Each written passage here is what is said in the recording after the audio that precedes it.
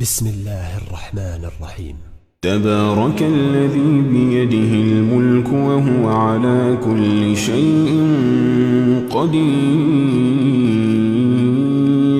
الذي خلق الموت والحياة ليبلوكم أيكم أحسن عملا وهو العزيز الغفور، الذي خلق 7 سماوات طباقا ما ترى في خلق الرحمن من تفاوت فارجع البصر هل ترى من فطور ثم ارجع البصر كرتين ينقلب إليك البصر خاسئا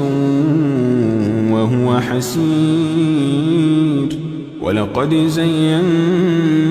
السماء الدنيا بمصابيح وجعلناها